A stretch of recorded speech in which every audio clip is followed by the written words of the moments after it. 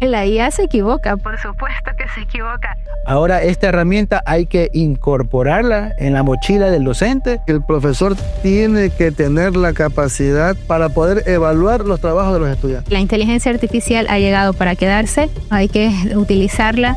Y la persona que no la sepa aprovechar se va a quedar. Bienvenidos al primer programa Diálogos UPCE, un espacio de conversación, análisis y pensamiento crítico, creado desde la empresa pública de la Universidad Estatal Península de Santa Elena con el firme propósito de tratar temas trascendentes para la sociedad, que pueda comprenderlos y proyectarse en su desarrollo.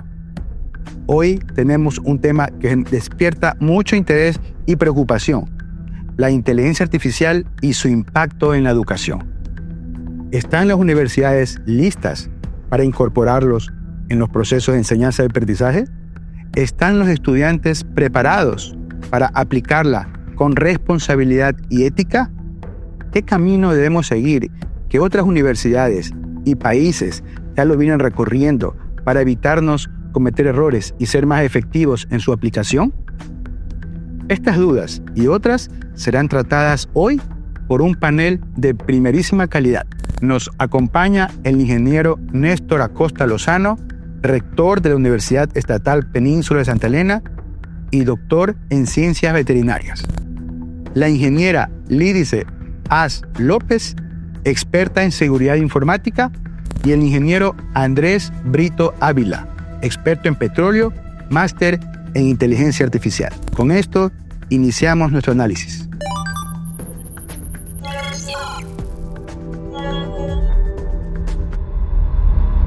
La IA está ahora al alcance de toda persona que tenga un dispositivo e Internet.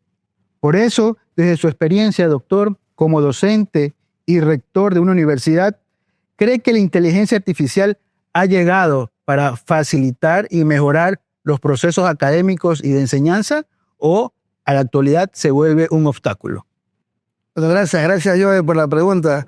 No, realmente la inteligencia artificial, para mi criterio, ha llegado para mejorar muchos procesos.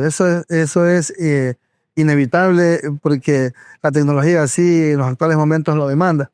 Pero también ha creado un conflicto interno, digamos, en la academia, porque muchas veces los profesores a veces no queremos aceptar que la inteligencia artificial elabore documentos tan rápido y con tanta precisión muchas veces que uno piensa que el estudiante no es capaz de poderlo hacer por su propia cuenta.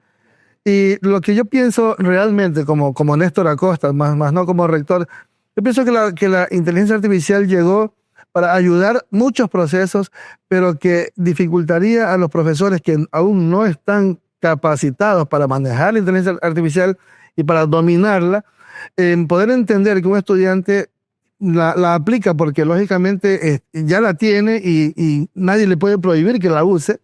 Lo que yo sí creo es que debe tener un criterio muy, muy válido para poder evaluar los trabajos y de acuerdo a lo que el estudiante haya aprendido de ese trabajo. Porque es muy fácil preguntarle a la IA y decirle, mira, yo quiero esto, y la IA te lo da al instante. Pero si el estudiante no está en la capacidad de poder entender lo que la IA le escribió, entonces también como que ahí hay un conflicto, ¿no? Y el profesor, lógicamente, debe estar en la capacidad de entender la tecnología actual y cómo manejarla con sus estudiantes. Yo creo que la capacitación de los profesores es fundamental en los procesos, todas las universidades y escuelas politécnicas del país. Yo creo que estamos haciendo eso, todas las universidades, porque lógicamente hay que vivir los tiempos actuales, y los tiempos actuales son la tecnología y la inteligencia artificial, que lógicamente es transversal en todas las ciencias y es inevitable usarla. Por lo tanto, tenemos que tener esa convicción propia, digo yo, de saber entender al estudiante y también saber evaluar lo que el estudiante puede conocer de esa temática. Muchas gracias. Ingeniera, entonces, ¿esto es una herramienta positiva más que un obstáculo? Claro, muchas gracias. Bueno, primero entender, la inteligencia artificial no es nueva. La inteligencia artificial es algo que ya lo hemos utilizado hace más de 10 años a través de las compras, de las búsquedas, ¿verdad? Entonces, los algoritmos nos han recomendado de manera automática estos productos y que efectivamente, por ejemplo, para Amazon a ellos les genera ganancia. ¿Cuál es la diferencia en la actualidad? La diferencia es que hoy en día nosotros estamos interactuando ya con la inteligencia artificial a través de programas como ChatGPT, como Gemini.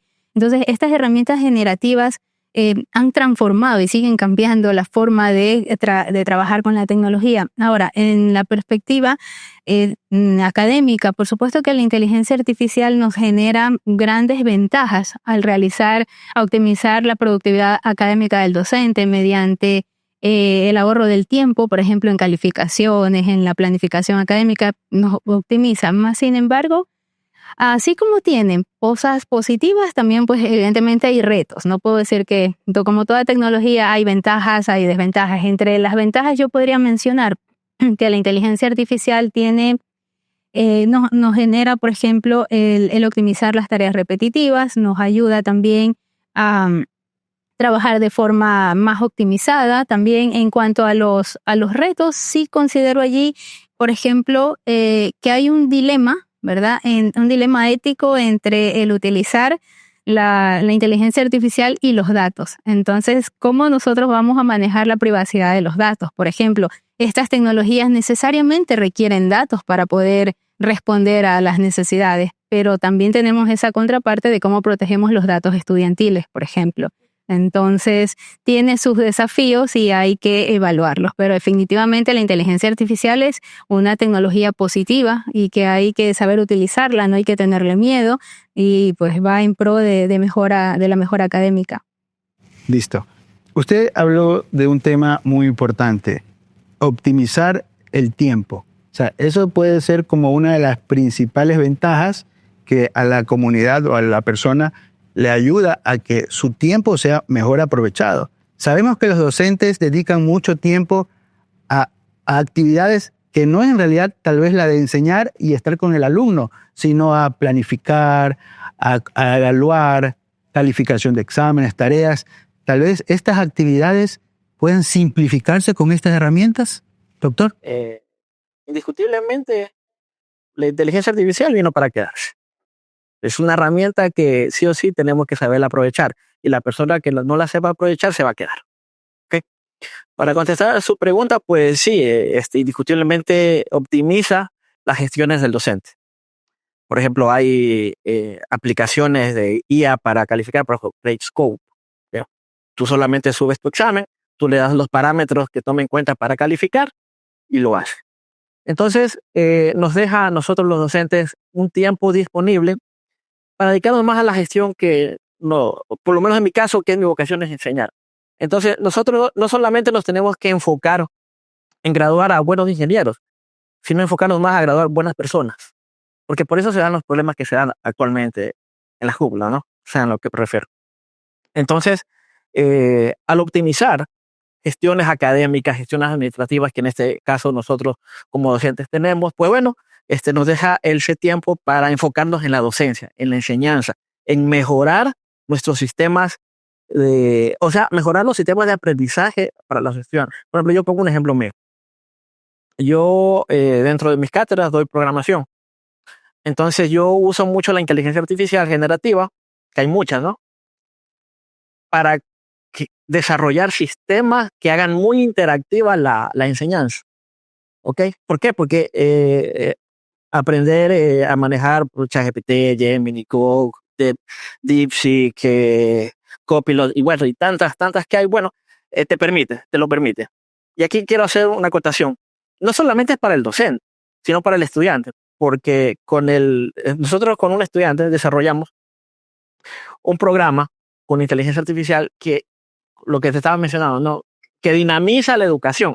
Por ejemplo, programación por lo general es una materia muy aburrida, porque es muy técnica y tienes que razonar mucho. Y a la gente por lo general no le gusta.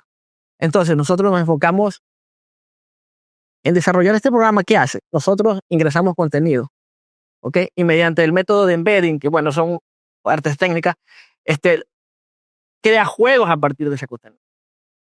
Entonces, el estudiante no se está dando cuenta, pero está aprendiendo, jugando.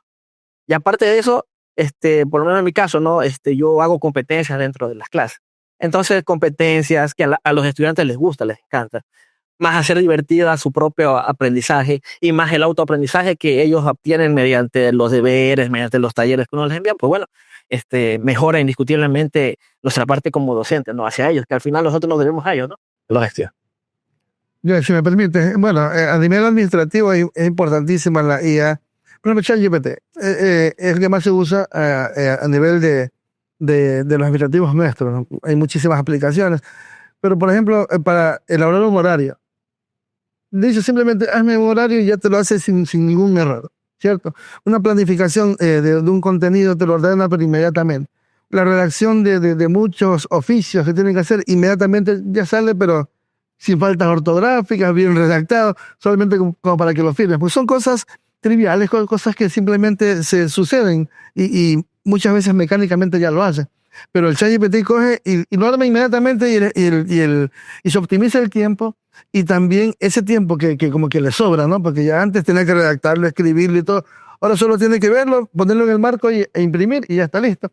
Entonces se optimiza muchísimo el tiempo y tienen, digamos, otro tiempito, ¿no? Para hacer otras actividades más relacionadas con su trabajo. Yo creo que es fundamental y ya lo estamos aplicando nosotros con nuestra secretaria y todo eso funciona muy bien. Perfecto. O sea, definitivamente es una herramienta positiva que ha venido a ayudar a los procesos de enseñanza y aprendizaje, ¿no? Como tal vez en su momento fue el Word, el Excel, que eran pequeñas herramientas que, bien utilizadas, con todos los conocimientos y aptitudes, nos ayudaban a redactar mejor, a hacer hojas de cálculo, etc.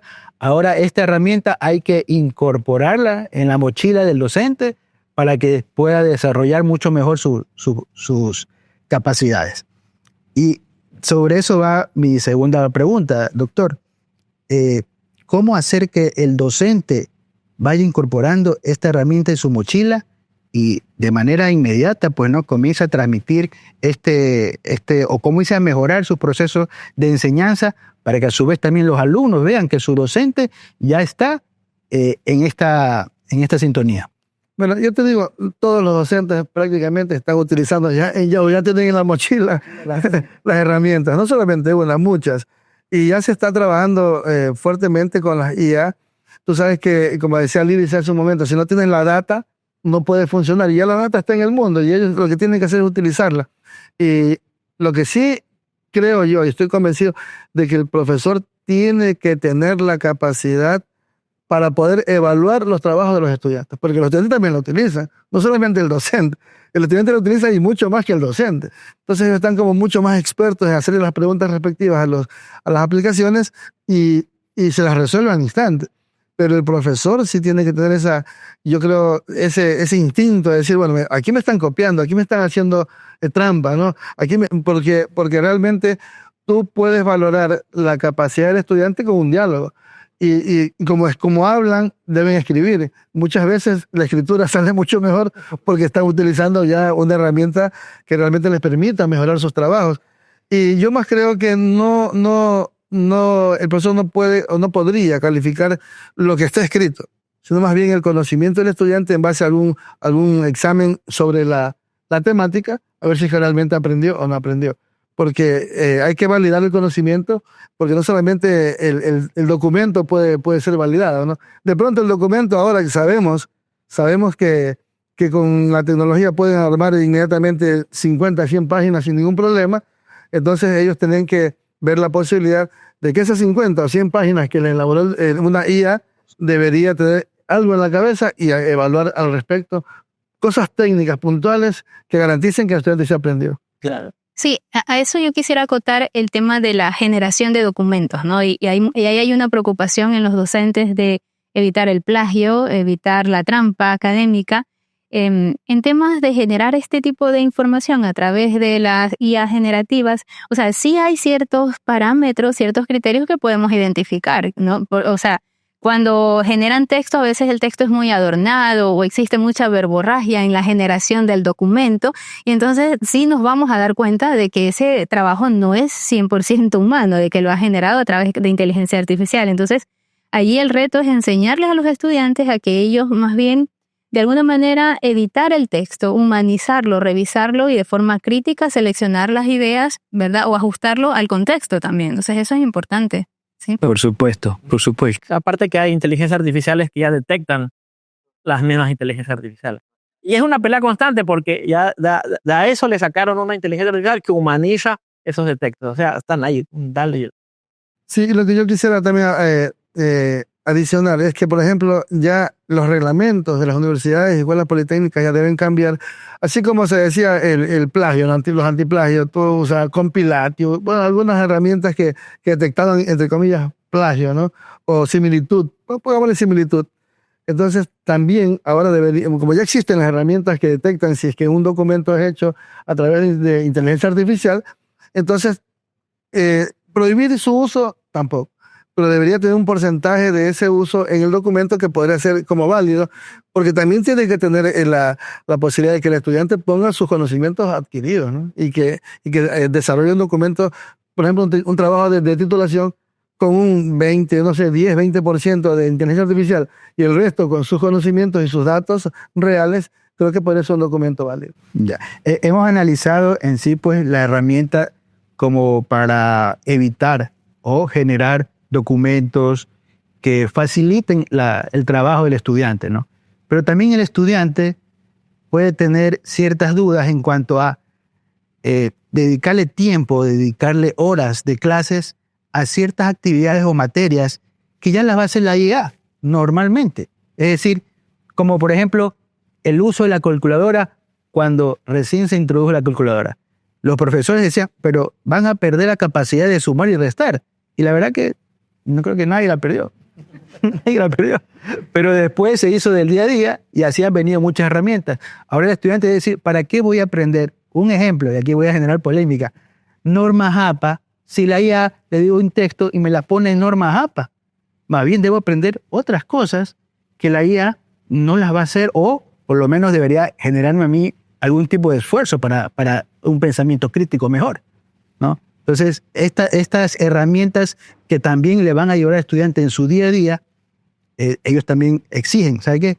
Podemos tener tal vez más materias o más conocimiento en otras áreas que la IA no va a atender, ¿no? No sé, ¿qué opina usted, ingeniero? Habría una controversia, claro, en lo que me dice de las normas APA, porque al final, ¿qué es lo que hacen las normas APA? Al final solamente es una guía del documento para llevar una metodología, ¿no es cierto?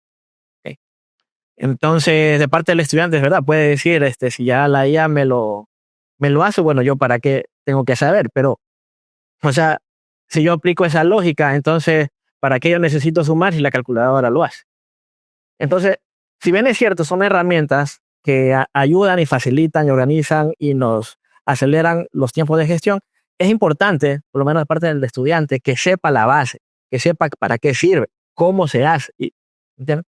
Entonces yo creo que, si bien es cierto, el estudiante posiblemente no vuelva a hacer de manera individual las normas APA, pues bueno, es importante que sí se les enseñe para qué sirve. Sí, yo estoy de acuerdo. Mira, por ejemplo, eso hablando de las ciencias que tú puedes escribir algo. Y las técnicas, como tú pudieras hacer. Si también tú dices, bueno, ¿cómo aplico una inyección? Y la IA te dice, tienes que hacer esto, pero pon la inyección. Entonces, obligadamente necesitas tener la experiencia de cargar el émbolo y la jeringa y ponerla. O sea, ya eso hay que conocer un poquito más con la práctica, digamos. Y eso tiene que estar el profesor ahí enseñándote porque estás trabajando con el humano. Entonces, hay cosas y cosas, ¿no? Y casos. Pero la inteligencia artificial, viéndola desde el punto de vista positivo, es muy positivo. O sea, nadie puede negar que es una herramienta que se creó para solucionar muchos problemas. Pero si es que tú utilizas adecuadamente esa herramienta, porque también la puedes utilizar para cosas malas, ¿no? Y hay mucha gente que piensa de diferentes formas y la ética es fundamental para la utilización de estas herramientas de inteligencia artificial. Un poco para complementar esta pregunta, ¿la IA se equivoca o es infalible? Que la IA se equivoca, por supuesto que se equivoca. Y mucho en el momento de generar los documentos hay que evaluar. Algo interesante en las IA y que seguramente me van a decir, sí, cuando ustedes piden o preguntan algo en el prompt de la IA, no siempre te da las respuestas de dónde la obtiene. O sea, no te da una fuente. Y eso es algo importante. O sea, si imigramos la forma de enseñar, o sea, qué habilidades le enseñamos al estudiante, a que ellos puedan discernir de dónde tomó esa información, si esa información es real, no es real, cuál es la fuente, porque la inteligencia artificial normalmente no te da, a menos que uno le pida. Y cuando la genera, hay que evaluar si realmente, o sea, haciendo el ejercicio, y digamos yo sí le he hecho el ejercicio, porque muchas veces indican, genera un documento y agrega tales referencias. Y cuando tomo la referencia y la llevo a una base de datos, por ejemplo, tipo Scopus, a buscar la referencia, resulta que no existe. Entonces, se la inventó la inteligencia artificial, literal. Se la inventa muchas veces. Entonces, hay que evaluar. O sea, sí es necesario la parte crítica y que enseñarle al estudiante que pueda revisar y que pueda discernir cuándo esa información es real y cuándo no es real. O sea, como mensaje, complementando con lo que dijo el doctor, la IA se puede equivocar y si el estudiante no sabe el cómo y el porqué de las cosas, estaría igual perdido. No podría evaluar o revisar si lo que le hizo la IA es correcto. Muy bien, muy bien. Un poco para enfocarnos ya en la parte productiva, en la parte laboral. Se dice mucho y se conoce ya de estudios de universidades que de aquí a cierto número de años, 5 o 10, muchas profesiones, carreras y trabajos desaparecerán. Se habla desde ya que los conductores en ciertos países están perdiendo el trabajo porque los vehículos autónomos ya son una realidad. Se manejan solos, son más eficientes, menos accidentes, menos retrasos. Entonces, ya eso es comprobado. Es cierto tal vez que otras profesiones con similitud o también ciertas particularidades puedan ser reemplazadas por la IA, doctor. Sí y no. Realmente el ejemplo que pusiste de los vehículos autónomos, sí, eso ya existe, pero hay gente que aún no confía mucho en la tecnología, por lo tanto todavía no se asusten mucho los conductores que van a tener todavía plazas de trabajo. Y lógicamente eso está desarrollado en los países del primer mundo. En los países nuestros, que aún estamos en vías de desarrollo, aún demorará un poco más para que llegue eso, pero lógicamente va a llegar. Va a llegar. Y es cierto, la tecnología actualmente está,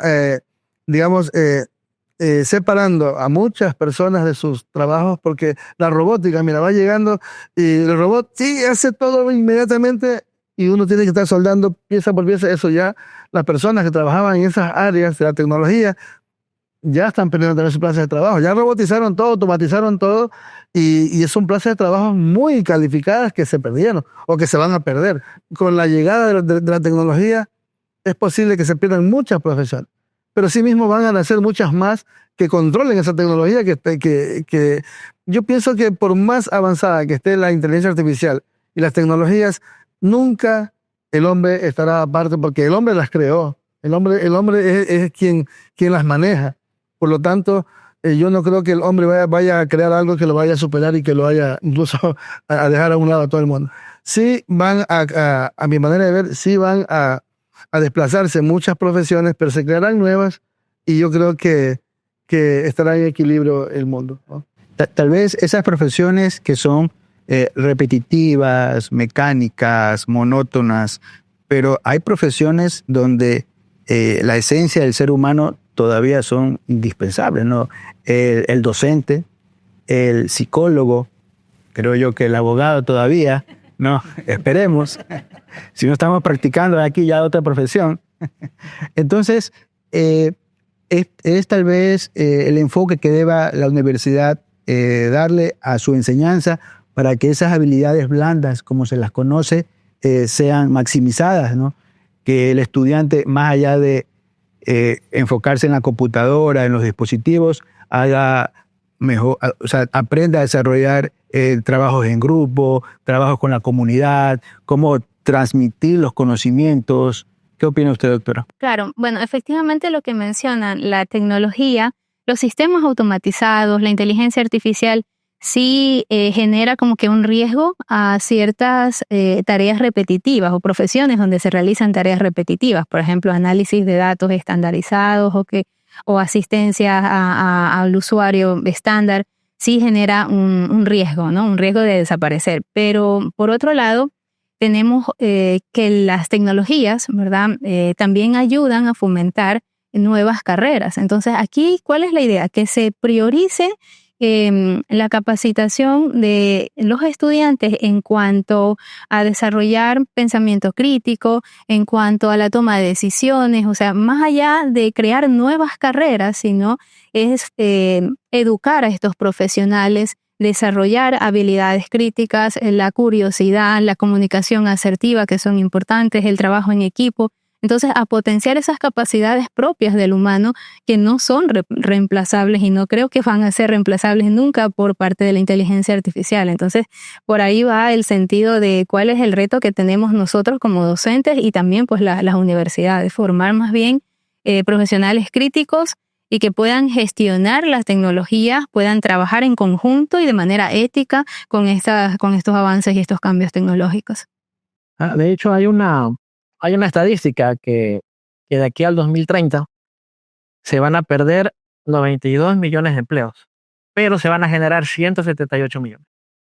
Entonces, no hay que enfocarse en esa pérdida de empleo, sino en capacitar al futuro profesional que esté acorde y que tenga las herramientas necesarias para poder aplicar a esas nuevas tendencias de empleos que hay. Yo soy de la idea que la inteligencia artificial no va a eliminar todas las carreras como sí, solamente va a eliminar tareas repetitivas. Yo podría decir que en cuanto a, por ejemplo, profesiones como gestión de datos, ingreso de datos, contabilidad básica, un poco de análisis de datos, sí corren un poco de riesgo porque al final la gestión, la parte administrativa básica también, ¿ok? Pero asimismo desarrolla nuevas profesiones. Por ejemplo, está el prompt engineering, o sea, personas capacitadas para desarrollar prompts adecuados para que la IA te haga lo que tú quieras. Porque ahí viene el problema que dijo Victoria, que uno escribe una cosa y te sale otra, y eso está mal. Entonces, para eso viene el prompt engineering. Otra profesión que se desarrolla es, por ejemplo, ingenieros en machine learning, en las fintech. Entonces, las fintech son la tecnología financiera. Entonces, así mismo, como hay pros, como hay contras, yo creería que hay muchas más pros. Pero tenemos que estar nosotros a la vanguardia, siempre pensando en... Doctor, en su campo, que es el que alimenta al mundo, ¿qué se avisora? Bueno, la tecnología es fundamental. Por ejemplo, si tú vas a sembrar, tú aplicas la tecnología y te da la humedad del suelo, o sea, optimizas riego, optimizas muchas cosas, fertilizantes, te hace un estudio de suelo adecuado y te dice qué necesita la planta para que tú puedas simplemente darle y la planta produce tal cual. Bueno, hay muchísimo adelanto en el área, no solamente pecuaria y en el área agrícola, en todas las áreas de conocimiento, ¿no? Pero aplicándola específicamente en el DAMJO como tal, para la producción de alimentos y de proteína animal, es fundamental. Por ejemplo, las raciones alimenticias te las calculan a la necesidad de aminoácidos que necesita un animal, ¿cierto? O sea, ya digamos a los micros, muy, muy especializados, donde tú optimizas la producción y con buena genética tú tienes para producir. Entonces, creo que la tecnología es fundamental, por esa razón es que estamos nosotros como universidad también fomentando que nuestros estudiantes estén ya atentos con la guía y que todo lo que se pueda aprender en el aula de clase también se pueda vincular con la sociedad, pero en los proyectos de educación que tenemos. Eso es fundamental. Perfecto. Bueno, ya me denuncian que hemos llegado al límite del tiempo del programa. La verdad que ha sido un primer programa muy interesante. Les agradezco nuevamente, doctores, por estar aquí, por su presencia, por su colaboración. Y como último favor, tal vez les pido que dejen un mensaje cada uno de ustedes desde su punto de vista, desde su criterio, como docentes, investigadores y parte de una comunidad universitaria, hacia la comunidad del impacto que va a tener la inteligencia artificial en la educación. Bueno, yo inicio, ¿no? Quiero decirte que la inteligencia artificial, ya lo dijo Andrés, llegó para quedarse y lo que hay que saberlo utilizar eficientemente. Que los profesores como tal también tengan la posibilidad de capacitarse y poder evaluar adecuadamente el conocimiento de los estudiantes, porque sabemos que también el estudiante también aplica inteligencia artificial en todas sus tareas, y que la producción como tal la utilice, porque ahí sí va a dar muy, muy buenos consejos, va a ayudar a que la producción sea eficiente, eficaz y altamente rentable, que eso es fundamental. Muchas gracias. Bien, efectivamente, como mencionan, la tecnología y la inteligencia artificial ha llegado para quedarse. No hay que tenerle miedo, hay que utilizarla. Desde la perspectiva académica, pienso que es importante fomentar una cultura pedagógica de innovación, en donde también se aliente a la capacitación constante de los docentes y de esta manera poder fomentar o generar en los estudiantes esa curiosidad, el desarrollo de estas habilidades blandas, con la finalidad de formar profesionales en donde se realce la capacidad humana y el talento humano. No podemos delegar aquello a la inteligencia artificial y pues tenerla de nuestra parte como una aliada. Muchas gracias. Doctor. Bueno, de mi parte, agradecer por este espacio, ¿no? Que es muy importante para poder hablar de estos temas que son no solo de boga, sino que ya son trascendentales, ¿no? A nivel mundial.